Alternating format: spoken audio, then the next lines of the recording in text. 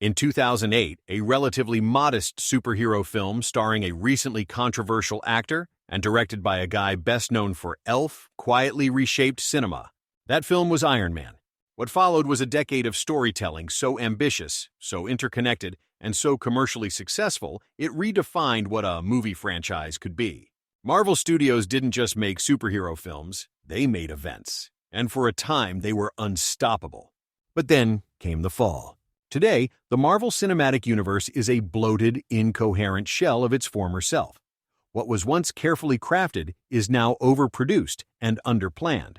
What once promised excitement and adventure now only generates apathy. So how did we get here? How did the most successful cinematic franchise of all time become this? And more importantly, is there any road back?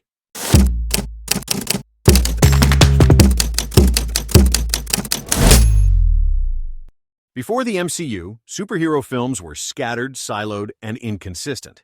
Studios owned characters like trading cards. Sony had Spider-Man. Fox had the X-Men. Universal had Hulk. Marvel Comics? They sold off the film rights to stay alive. No one believed people wanted connected storytelling. That's TV stuff. Then came Marvel Studios, a bold experiment in making their own films with the characters they still had. Not Spider-Man, not the X-Men. They had Iron Man, a C-list character, played by Robert Downey Jr., fresh off the Hollywood blacklist. Iron Man wasn't just a hit, it was a revelation. Grounded, tech-forward, charismatic. And then came that post-credits scene. I'm here to talk to you about the Avengers Initiative. That one line changed everything. What if superhero films weren't one-offs, but episodes? From 2008 to 2012, Marvel Studios quietly laid the foundation. Each film hinted at something bigger, like breadcrumbs leading to a feast. They weren't all masterpieces, looking at you, Incredible Hulk, but they did something no other film franchise had ever attempted. They promised payoff. You weren't just watching one movie, you were investing in a world. Enter The Avengers. Directed by Joss Whedon, a filmmaker known mostly for Buffy and Firefly. No one had ever tried this. A blockbuster film starring 6 heroes who'd all had their own movies first. It should have failed, and yet it didn't. The Avengers made $1.5 billion. Critics loved it. Audiences lost their minds. Theaters erupted at every quip, punch, and post-credit scene. This was no longer just entertainment. This was a cultural movement, and it changed everything about how Hollywood operated. Warner Brothers scrambled to catch up with a rushed DC universe. Sony tried to build a Sinister Six cinematic world out of Spider-Man villains. Universal tried to repeatedly jumpstart their classic monsters to start their own dark universe. Everyone wanted what Marvel had, a shared universe with recurring profits. But here's the thing, Marvel earned it. Kevin Feige and his team didn't just drop teasers. They mapped out arcs. They seeded characters slowly. Nick Fury, Coulson, Thanos, all carefully planted. By the time Avengers rolled credits, Marvel wasn't just a studio. It was a machine, and audiences trusted it to keep delivering. After Avengers dominated 2012, Marvel had a problem. How do you follow a billion-dollar crossover? Phase 2 was the answer. And let's be honest, it wasn't perfect. Iron Man 3 turned Tony Stark into a jokey PTSD case. Thor: The Dark World was, well, dark in all the wrong ways. But Marvel didn't panic, because every piece, no matter how flawed, still moved the universe forward. The real game-changer of Phase 2? Captain America: The Winter Soldier. It didn't feel like a superhero film. It felt like a paranoid 70s spy thriller. It showed Marvel could shift genres while staying within the shared world. Even more, it blew up the status quo and rippled into Agents of S.H.I.E.L.D. and Age of Ultron. Actions had consequences. And then came Guardians of the Galaxy, a talking raccoon, a sentient tree, 0 household names. It should have flopped. Instead, Marvel proved it could go cosmic, weird, and still print money. And it laid the groundwork for Thanos and the Infinity Stones. Age of Ultron was a speed bump, bloated, overstuffed, and oddly tone-deaf in parts. But narratively, it was still essential. It introduced Wanda, Vision, Vibranium, and a tiny country called Sokovia, pieces that would all matter eventually. After some creative issues, Joss Whedon stepped away. And this is where the Russo brothers took the wheel. With The Winter Soldier, the Russos proved they could ground superheroes in grit. So Marvel gave them Captain America: Civil War. It wasn't just a Cap sequel, it was basically Avengers 2.5. The emotional fallout of Ultron, Sokovia Accords, The split between Tony and Steve. This wasn't just popcorn entertainment anymore. It was serialized cinema. As Phase 3 unfolded, Marvel expanded the world with new characters. Doctor Strange brought magic into the fold.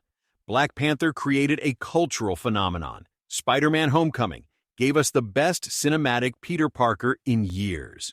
And all of it, every scene, every thread pointed toward the inevitable. Avengers: Infinity War, the moment the promise paid off. After 10 years of setup, the villain finally took center stage. And Thanos wasn't just another CGI bad guy. He was methodical, charismatic, and victorious. When he snapped his fingers, half the MCU vanished, and so did the audience's breath. Marvel did the unthinkable. It ended a blockbuster, in failure. Finally, we come to Endgame. It wasn't flawless, it was messy, self-indulgent, and full of time travel nonsense. But it didn't matter. For fans who'd stuck around since the first Iron Man, Endgame wasn't just a movie. It was a farewell, a moment of catharsis, payoff, and closure. That finger snap? That wasn't just fan service. That was a decade's worth of emotional equity cashing in. I am Iron Man. One line, one moment, it began the MCU, and now it ended the Infinity Saga. And for millions of people, it was the perfect time to get off the ride.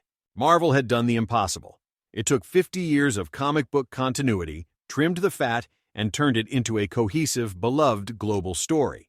It wasn't just good business. It was good storytelling. But here's the thing about telling stories. If you don't know when to stop, you risk unraveling everything you built. And that's exactly what came next. After Endgame, the Marvel fanbase had a clean exit ramp. The story had ended. Tony was gone. Steve was gone. Thanos was dust, for those who stayed behind. Phase 4 was supposed to be the next great chapter, and, sadly, it wasn't. On paper, the multiverse is every fan's dream.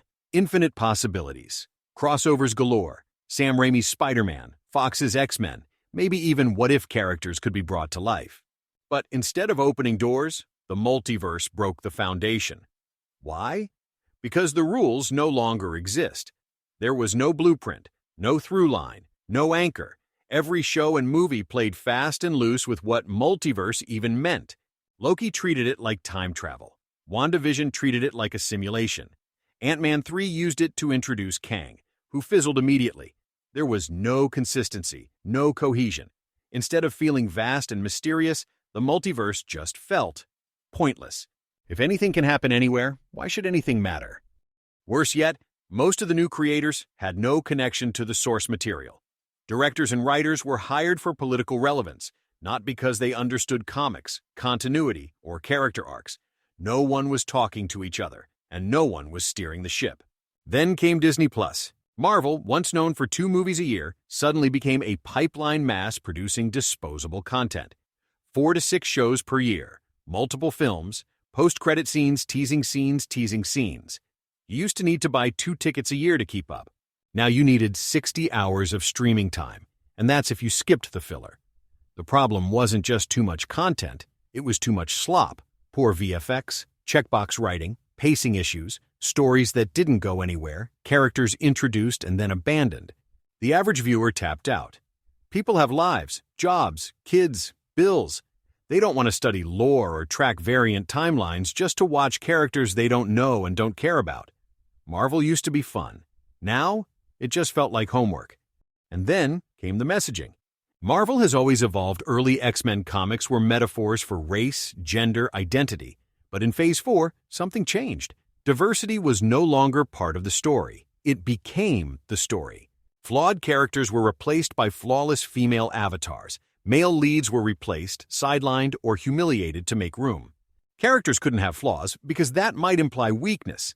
Audiences noticed, not because they were bigots, but because they were being talked down to. The stories felt like lectures, not stories. A message delivered with the subtlety of Thor's hammer. And with every misstep, the brand took more damage. Marvel needed a new Thanos. They chose Kang, played by Jonathan Majors, until he was arrested on assault charges. The Kang Dynasty film? Scrapped. The entire multiverse saga collapsed in real time. Disney began delaying projects, rewriting scripts, and quietly scaling back. Ironheart disappeared into post-production hell, only to be released to a politically exhausted audience. Disney's most recent MCU projects, like Thunderbolts and Fantastic Four, tell a sobering story. Thunderbolts may not have been panned, but its lukewarm reception and underwhelming box office signal the damage already done. Meanwhile, Fantastic Four had solid reviews and was generally well received, but that alone wasn't enough to make it a breakout hit. The audience simply isn't showing up like they used to. This illustrates the uphill battle Disney now faces. Brand loyalty is no longer a guarantee. Goodwill has been depleted. And while Avengers Doomsday is poised to be profitable based on name recognition and spectacle alone, profitability does not equal a cultural reset. Disney can't count on nostalgia to save them forever. Now we wait for the next gamble. Avengers Doomsday, featuring 20 characters, $300 million budget, rumors of Robert Downey Jr. returning. But this time as Dr. Doom? Marvel's hoping lightning strikes twice, and are spending upwards of $1 billion to do so. But after years of missed targets, many fans are asking, is it too late? If Marvel wants a true renaissance, it needs to earn back the audience's interest brick by brick, project by project. That means fewer shows, tighter scripts, real character development, and creative risks that feel inspired, not handcuffed by DEI mandates.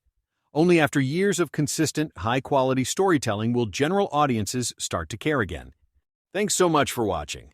If you enjoyed this deep dive into the rise, fall, and future of the MCU, be sure to hit that like button.